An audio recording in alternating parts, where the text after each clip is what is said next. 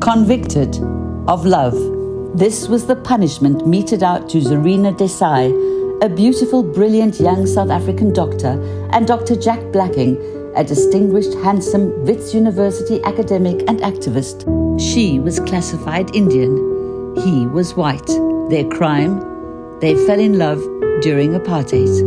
Desai has become a global symbol of courage, and what makes her story even more remarkable is the fact that she's the daughter of Amina Desai, the longest-serving female Indian political prisoner during apartheid, who in 2013 was posthumously awarded South Africa's National Order of Luthuli. Amina was arrested in 1971, 2 years after her daughter was forced to flee South Africa.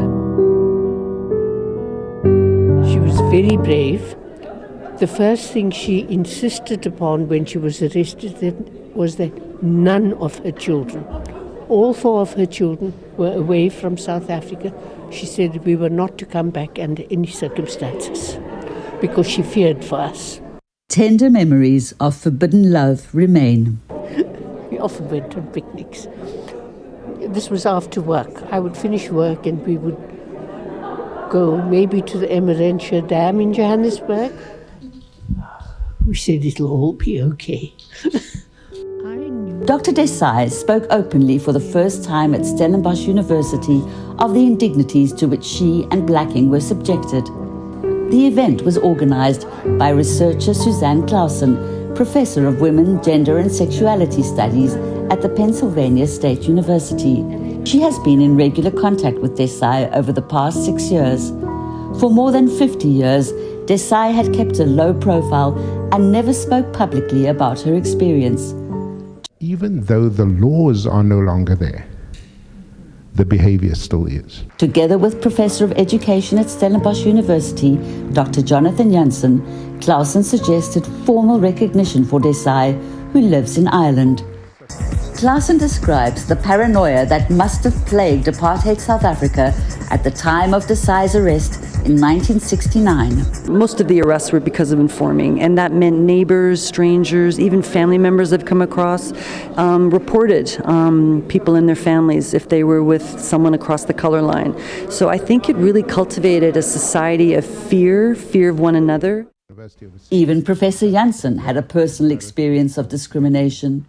When I was courting, the police would stop us because my wife is, melanin deficient. They would assume that I was out with a white girl, and so the cops, colored cops, just to make it more real for you, would pull over my little Toyota, drag me out of the car, and in Afrikaans, berate me and telling me, nou is jy in groot moeilikheid, now you're in big trouble. With Dr. Desai and Dr. Blacking, the police went to bizarre and ridiculous lengths to expose the couple, climbing trees, spying through windows, checking their beds for signs of sexual relations. They're sitting in the tree, right? Yes, but it was dark. Okay, so you're not aware of these chaps. At one stage, I remember John saying there's a lot of movement around lots of cars, which was unusual in a very quiet, middle-class suburb. The couple were arrested and brought before Johan Coetzee, who was head of apartheid's infamous security branch. In Afrikaans, he said, this is John Blacking, who's been arrested, and this is Zureena Desai, and she's a doctor. And so they looked at us, and they put us in the same cell.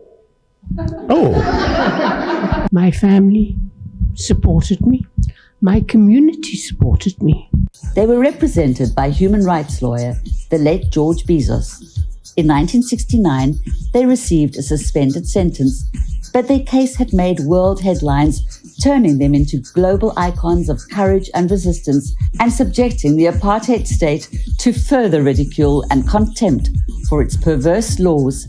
Dr. Desai and Dr. Blacking moved to Ireland, married and had 4 children. He died of cancer in 1990. Dr. Desai later married Dr. Michael Hutchinson. She doesn't want me to talk about what a marvelous woman she is. And it's that self-effacing, self-denial, abnegation, is part of her characteristics. 50 years after her ordeal, her message to our constitutional democracy is that it's not only love that conquers all. Have integrity and believe in yourself. I still think that is freedom. Hazel Friedman, SABC News, Cape Town.